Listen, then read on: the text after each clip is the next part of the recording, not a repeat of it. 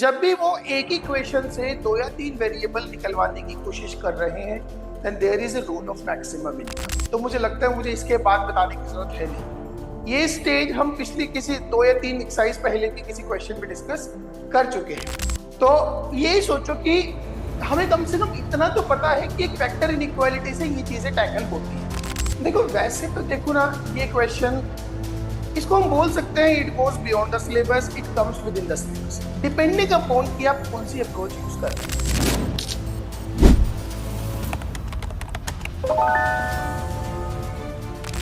So, hello everybody. So today is the turn for GRB Toppers Question Bank Volume 1, and today I present you exercise number 7 of sequence and progression. Exercise 7 of sequence and progression. See, this is a column match exercise. Okay, there are roughly 10 to 12 columns. I have selected 5 questions from 5 separate columns which require your attention, which require a variety. All right, so one by one, let's discuss them. Let's understand how do we proceed with those questions. See, the first question that I have selected, it is the first question of first column. All right, so if question is p square plus 9q square plus 25r square is equals to pqr into something. One thing that we have to understand is that if they are trying to figure out more than one variable from one equation, getting my point? If they are trying to figure out more than one variable from one equation, that means there is some role of maxima or minima. Agreed? Like a simple question, first of all, I give you. If somebody is asking you x minus 2 whole square plus y minus 3 whole square equals to 0. Now they are asking you find the solution for this equation. The only solution that we have, these are two perfect squares adding up to 0. Minimum value of each bracket is 0. So the only possibility to get the solution is x has to be 2 and y has to be 3. When जब वो दोनों के दोनों अपने minimum पे हैं, only then you get a solution. Something like the same strategy we will be applying here, but उसके लिए इस फॉर्मेट से इस फॉर्मेट में पहले लेके आना. एग्री? अब देखो क्वेश्चन क्या बना.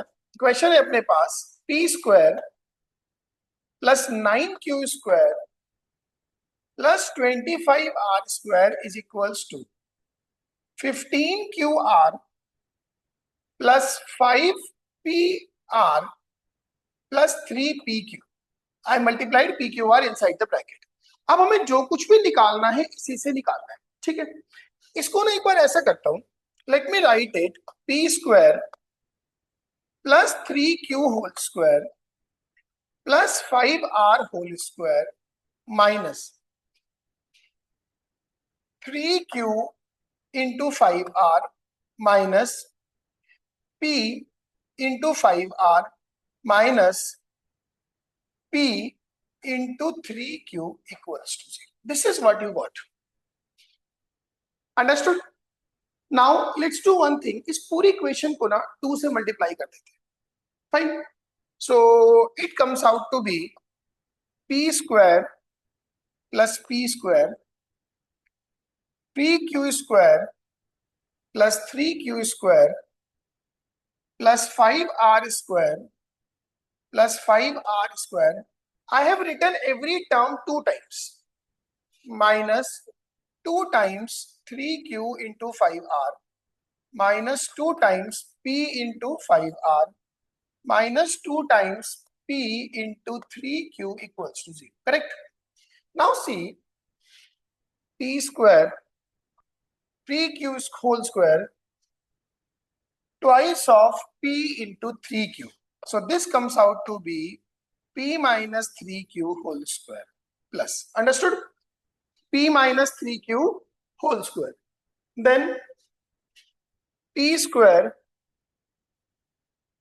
5r square twice of p into 5r. So this comes out to be p minus 5r whole square plus finally it is 3q whole square 5r whole square twice of 3q into 5r. So it is 3q minus 5r whole square goes 0. Now sum of these three perfect squares is 0. So if sum of three perfect squares is 0, that means individual bracket has to be 0.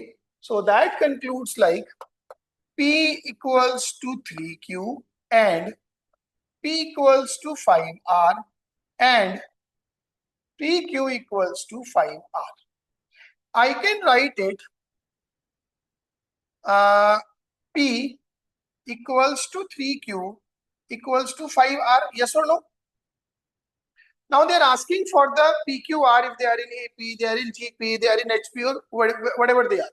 Let us assume this is K. So that means P equals to K, Q equals to K by 3 and R equals to K by 5. Now what do you have to say about PQR? See, 1 by P is 1 by K, 1 by Q is 3 by K and 1 by R is 5 by K. These three terms are in AP. That means 1 by P, 1 by Q, 1 by R. They are in AP. Implies PQR, they are in HP.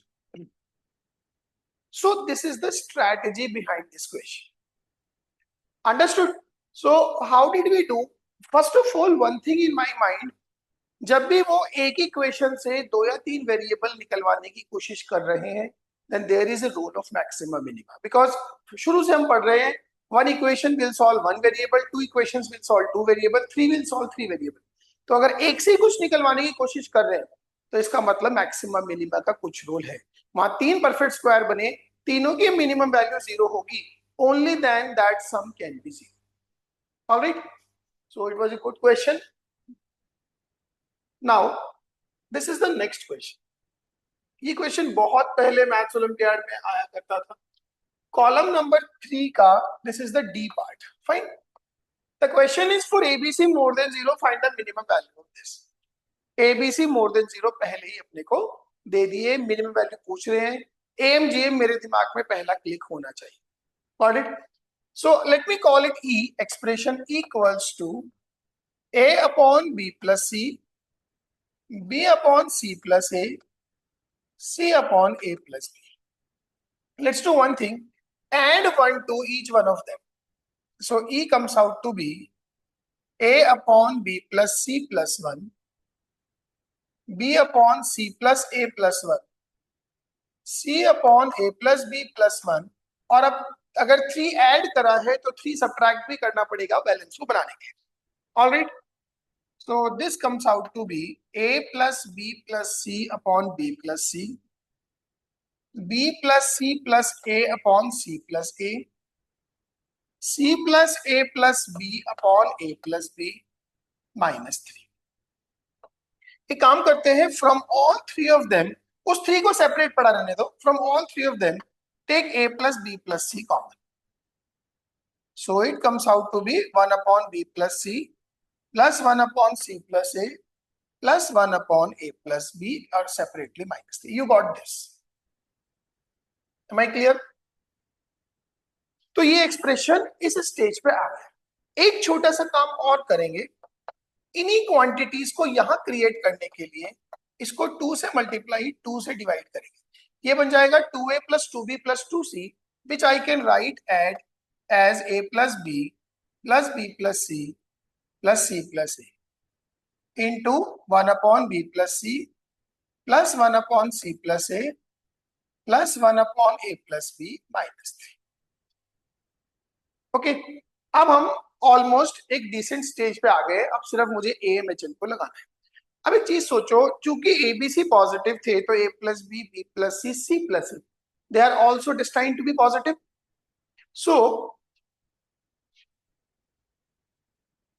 So let's do one thing. Let A plus B is X, B plus C is Y, and C plus A is Z. So this comes out to be half of X plus Y plus Z into 1 by X plus 1 by Y plus 1 by Z minus 3. और आप आज exercise book की 7th exercise कर रहे हो, तो मुझे लगता है मुझे इसके बाद बताने की जरूरत है नहीं। ये स्टेज हम पिछली किसी 2 या 3 एक्सरसाइज पहले भी किसी क्वेश्चन में डिस्कस कर चुके हैं। If I apply am more than or equal to gm, then x plus y plus z upon 3 more than equal to, even I will directly apply not gm, directly apply hm, 3 upon 1 by x plus 1 by y plus 1 by z. Understood? That means x plus y plus z into 1 by x plus 1 by y plus 1 by z more than or equals to 9. So half of this more than or equals to 9 by 2. Half of this more than or equals to 9 by 2. So your E is more than or equals to 9 by 2 minus 3. That means E more than or equals to P by 2. This is the least value of E that you will be getting. Understood? Good. Very good. Now, let's go with this question. All right. So now let's start with column 7. बहुत ही बढ़िया column है. Find the condition on B, C and D if the roots of this equation, ये cubic है, ठीक है, roots of this equation are in AP, GP, HP, वो conditions आपको बतानी है. All right. इसके थ्रू एक बहुत इंपॉर्टेंट कॉन्सेप्ट भी आपको बताऊंगा. Most of you might be knowing about it, but एक रिकॉल तो हर चीज का जरूरी है. ठीक है. So the equation they have provided you is x cube plus bx square plus cx plus d equals to 0. First of all, I'll go with A part. अब वो ये कह रहे हैं कि इस इक्वेशन के जो तीनों रूट्स हैं वो एपी में हैं. अगर रूट्स एपी में हैं, let us assume roots as alpha minus beta, alpha and alpha plus beta. Agreed? Roots AP में है. whenever we assume three numbers in AP, we assume them like a minus d, a plus d. Whenever we have to assume four numbers in AP, we assume like a minus 3d, a minus d, a plus d, a plus 3d. इसका benefit क्या है कि whenever I add these numbers, I directly get one value. If you assume three numbers in AP like a plus d, a plus 2d, answer you will definitely gate, but थोड़े से effort ज्यादा होंगे. अब जैसे मैंने ये माने, जैसे the moment I add all of them I get the value of alpha. तो अगर मैं इन तीनों को ऐड करूंगा sum of roots, so alpha minus beta plus alpha plus beta, this value comes out to be minus B. So 3 alpha comes out to be minus B. So alpha is minus B upon, and C alpha is a root of this equation. It will satisfy this equation. इसमें उठा के इसको place कर देंगे. So minus b by 3 whole cube plus b times minus b by 3 whole square plus c times minus b by 3 plus d equals to 0. इसको थोड़ा बहुत if you simplify it, you will get a relation in b, c and d. So this is the way how we proceed with the first question. All right. Okay, B part में वो कह रहा है कि roots जो है now they are in GP. Again B part is equation is x cube plus b x square plus c x plus d equals to 0. अब अगर रूट्स जीपी में है, let me assume roots as alpha by beta, alpha alpha into beta, है ना. You are also aware of the fact जब ये तीन number हमें जीपी में अज्यूम करने होते हैं, we assume them like alpha by beta, alpha alpha plus beta. 5 number assume करने हो तो alpha by beta square, alpha by beta, alpha alpha plus beta, sorry alpha into beta, alpha into beta square and so. Now अब मैं अगर product of roots देखूं तीनों का, सो alpha by beta into alpha beta, this product will come to be plus minus minus d. So alpha cube is minus d implies alpha is minus d to the power 1 by 3. अब alpha फिर से इसका root है, इसमें place कर देंगे. So minus d to the power 1 by 3 whole cube plus b times minus d to the power 2 by 3 plus c times minus d to the power 1 by 3 plus d equals to 0. इसको आप simplify कर लेना, you will get your answer. Alright, अब जो सबसे major part शुरू होता है, C part, x cube plus b x square plus c x plus d equal to 0. They are saying roots are in HP, कि इसके जो रूट्स है ना वो हार्मोनिक प्रोग्रेशन में है. तो व्हाट, देखो directly we don't deal with HP, हम क्या करते हैं उसके टर्म्स को उल्टा करके एपी बना के उसमें डीलिंग करते हैं. फाइन, ऐसा करता हूं, यहाँ पे ना x को 1/x रिप्लेस कर देता हूं, तो जो नई इक्वेशन बनेगी उसके रूट्स इसके रूट्स के रेसिप्रोकल होंगे. Got it. तो अगर मैं x को 1/x रिप्लेस कर दूं, this comes out to be 1/x cube b/x square c/x plus d equal to 0. इससे अपने पास इक्वेशन आ जाएगी dx cube cx square plus bx plus 1 equal to 0. अब इस इक्वेशन के जो रूट्स हैं वो एपी में होंगे. एपी में होंगे तो मैं रूट्स मान लेता हूं कुछ alpha minus beta, alpha minus beta, alpha and alpha plus beta. Again वही sum of roots 3 alpha is minus C upon D. तो अल्फा की वैल्यू आ गई माइनस सी अपॉन 3d. इस रूट को उठा के आप इस इक्वेशन में रिप्लेस कर दोगे, थोड़ा बहुत इक्वेशन को सॉल्व करोगे, you will get your answer. बहुत बढ़िया क्वेश्चन है. इसमें थ्योरी ऑफ इक्वेशन का एक डिसेंट यूज है कि किसी इक्वेशन के रूट्स हैं उनसे एक नए रूट्स वाली इक्वेशन बनानी है, वो कैसे बनेगी. इसमें प्रोग्रेशन का अच्छा खासा यूज है, तो एक अच्छी वेराइटी ये पर्टिकुलर कॉलम कवर करता है. ऑलराइट, चलो आगे चलते हैं. Now let's come to this question. Column 8 का थर्ड पार्ट है ये. If x plus y plus z equals to 1, then the minimum value of this is equals to. बहुत बढ़िया क्वेश्चन है. सो देखो, वैसे तो देखो ना, ये क्वेश्चन इसको हम बोल सकते हैं it goes beyond the syllabus, it comes with in the syllabus, depending upon कि आप कौन सी अप्रोच यूज कर रहे हो. ठीक है ना. तो ये क्वेश्चन जो है ये कॉचेज इनइक्वालिटी से होता है. उसका एक पर्टिकुलर फॉर्म है टीटूज लीमा थ्योरम, उससे ये हो जाता है. बट अगर मैं सिलेबस के लिमिटेशन में रह के इसको करने की कोशिश करूं, अच्छा देखो इसमें कोई एक्स वाई जेड के पॉजिटिव होने की बात नहीं करी है, तो एम जी एम का रोल तो डायरेक्टली नहीं है. एक काम करते हैं, दो वेक्टर मानता हूं, थोड़ा थोड़ा क्वेश्चन पे ध्यान देंगे. एक वेक्टर माना मैंने, vector A, that is x upon under root of y plus z i cap, y upon under root of z plus x j cap, z upon under root of x plus y k cap.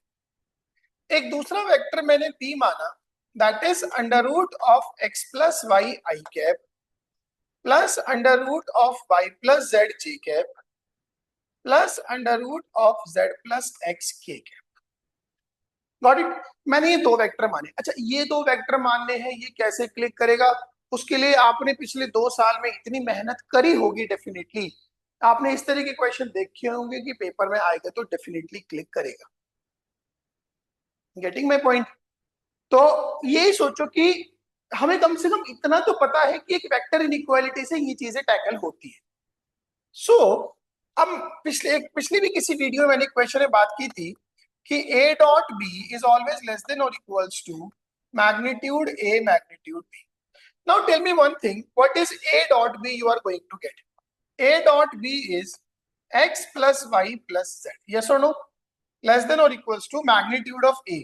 Magnitude of a will be x square upon y plus z, y square upon z plus x, z square upon x plus y, multiplied by magnitude of b, that would be y plus z plus x plus x plus y. Alright, दोनों side square कर देते हैं. Okay, काम करते हैं, बार बार ना लिखना पड़े. Let me call this quantity as 2e. You are looking for the minimum value of 2e. Okay, so this comes out to be x plus y plus z whole square, दोनों side square कर दिया मैंने. This quantity will be what, E into this is twice of x plus y plus z. That means E is more than or equals to x plus y plus z upon 2. X plus y plus z is given to you as 1. So E more than equals to 1 by 2. So 2E more than or equals to 1. तो ये एक approach है इस question को करने की. आपके पास कोई और भी अप्रोच हो तो I would definitely love to hear and learn. हाँ, इन चीजों में एक कॉमन सेंस होती है कि जनरली क्या है, जो मिनिमम वैल्यू या maximum value whatever they are asking, that lies at the point where all three quantities are same. When x equals to y equals to z equals to 1 by 3. अगर paper में कुछ भी click नहीं कर रहा है और negative marking नहीं है तो ये आप जरूर ट्राई कर सकते हो कि x y z तीनों को 1 by 3 1 by 3 1 by 3 डालो. You will definitely get your answer. अब आप एक छोटी चीज सोचो, x plus y plus z equal to 1 है. अगर मैं 2 को 0 कर दूं और तीसरे को 1 के पास ले जाऊं, so this value is definitely going to infinite. Like आपने x को 0 कर दिया, x को 1 कर दिया, y और z को 0 कर दिया, so this quantity is going infinite. Getting my point? तो अब कोई और वैल्यू, सिग्निफिकेंट वैल्यू रख के हमें मिनिमा ही मिलेगा. तो आपने x y z तीनों को 1 by 3 1 by 3 1 by 3 डालो, you will definitely get your answer. Got it? तो इस तरह से भी इनको सोचते हैं. बाकी ये एक मेथड है जो हमारी सिलेबस की रेंज में है, बस इसको सोचना और समझना जरूरी है. फाइन. नाउ एक 10th क्वेश्चन है, थोड़ा सा कॉमन क्वेश्चन है. They are talking about 10th term of this series. Fine, हम एक जनरल टर्म निकालेंगे, उसमें आप बाद में इनको 10 डाल के अपना टर्म निकाल लेना. मैं तो एज ए क्वेश्चन आपको ओवरऑल ट्रीट कराऊंगा. Tell me first of all, क्या जजमेंट करना है, इनमें कितना गैप है? 5, then 8, then 11, then 14, then 17 and so on so forth. क्या पता लग रहा है? Differences are in AP. ये AP नहीं है, लेकिन इसके टर्म्स का जो डिफरेंस है वो एक AP बना रहा है. फाइन. तो मैं इसको सीरीज को मान लेता हूं. Let this series is S equals to 7 plus 12 plus 20 plus 31 plus 45 and so on. एक tn minus 1 और एक जनरल टर्म है tn. Now let's do one thing. इसी सीरीज को दोबारा लिखते हैं एक टर्म को पुश करके. तो it will comes out to be 7 plus 12 plus 20 plus 31. Here it will be tn minus 1 and here it will be tn. इन दोनों को सब्ट्रैक्ट करते हैं, माइनस माइनस माइनस माइनस. तो लेफ्ट साइड तो आ जाएगा 0. Now it is 7. Now this difference is what, 5 plus 8 plus 11 plus 14 and so on. Difference will continue till here and last में you will write t. अब आप सोचो 7 इस AP का part नहीं है. यहां से लेके यहां तक टोटल n टर्म्स थे, मतलब ये टोटल 7 से लेके यहां तक n टर्म्स होंगे, बट AP यहां से स्टार्ट हो रही है 5 से. तो इसको मैं क्या बोलूंगा, this is what AP of n minus 1 terms. Am I correct? AP of n minus 1 terms. उस tn को इधर ले आते हैं. So nth term is 7 plus. इस पे आप AP के n minus 1 terms का फॉर्मूला लगा दो. फॉर्मूला क्या होगा? Number of terms by 2, 2a 10 plus number of terms minus 1 into t हो गया 3. So it will be 7 plus n minus 1 upon 2 and this will be 3n plus 4. 3n plus 4. इसको थोड़ा बहुत अगर हम just a moment, and 6 3n, ठीक है. So it is 7 plus n minus 1 into 3n plus 4 by 2. If I take an LCM here, it is 14 plus 3n square minus 3n square plus n minus 4. So it is 3n square plus n plus 10 upon 2. अब इतना करके ना चैन से नहीं बैठना, आपने n को 1 2 3 डाल के वेरीफाई जरूर करना है कि क्या आपकी सीरीज के शुरू के 3 टर्म आ रहे हैं। अगर शुरू के 3 टर्म आ रहे हैं means you are good to go. जैसे आपने n को 1 डाला, 1 डालने से it will be 3 + 1 4 and 10 14 by 2 7, correct है। फिर आपने n को 2 डाला, 2 2 जा 4 3 जा 12, 12 and 10 22, 22 24, 24 by 2 12, करेक्ट है। एक और चेक कर लेते हैं 3 के लिए, 27 30 40 by 2 20, एवरीथिंग इज सॉर्टेड। उन्होंने आपसे 10th टर्म पूछा है, T10 निकालो, that would be 300 plus 20 upon 2, 320, that is 160। तो जो सीरीज का 10th टर्म आएगा वो क्या आएगा, 160। सपोज करो इसी क्वेश्चन में आपसे पूछ ले सम ऑफ 10 टर्म्स S10, तो आप Sn निकालोगे इन दैट केस, तो इसमें सिग्मा लगा देना, sigma Tn, that is 3/2 sigma n square 1/2 sigma n plus 10/2 into n, ये आप लगा देना। उसके बाद जो भी आपके पास फाइनली वैल्यू आती है उसमें n को 10 डाल दोगे तो 10 टर्म का सम आ जाएगा, 20 डाल दोगे तो 20 टर्म का सम आ जाएगा। Getting my point? So that would be all from my side for today. 5 question मैंने उठाए थे और कोई बहुत हाई एंड क्वेश्चन नहीं थे एक्सेप्ट 1 क्वेश्चन जो टिटूज लीमा का क्वेश्चन है, जो हमने वेक्टर से कर दिया है। Got it? तो समझने की जरूरत यह है कि सब चीजें मुश्किल मुश्किल नहीं है। The only constant is to keep on trying. आप कोशिश करते रहो, अपना सोर्स को रिवाइज करते रहो। मैंने कोशिश करी है कि आपको एक वैरायटी ऑफ क्वेश्चन दिखाऊं, जैसे ये मेथड ऑफ डिफरेंस का क्वेश्चन हमने किया, ठीक है। उससे पहले हमने ये एक इनइक्वालिटी का डिफरेंट वैरायटी का क्वेश्चन किया। उससे पहले मैंने आपको इस क्वेश्चन में थ्योरी ऑफ इक्वेशन भी रिवाइज करा दिया। मैंने इसमें आपको एपीजीपी के 3 टर्म कैसे मान्य होते हैं, 4 कैसे मान्य होते हैं, वो सिखा दिया। उसके बाद इस क्वेश्चन में हमने एएमजीएम का यूज किया, बट ये क्वेश्चन डायरेक्ट एएमजीएम नहीं, उस स्टेज पे पहुंचना भी जरूरी है कि हम एएमजीएम लगा सके। ऑलराइट, एंड फाइनली हमने एक ये वाला क्वेश्चन किया जिसमें हमने परफेक्ट स्क्वायर बना के जज किया कि एक ही क्वेश्चन से 2 या 3 वेरिएबल्स को कैसे रिजॉल्व करना है। Fine, so I have shown you enough variety and I am sure that you must be learning a lot from these videos.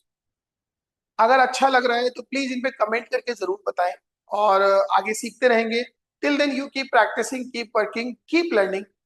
Thank you so much.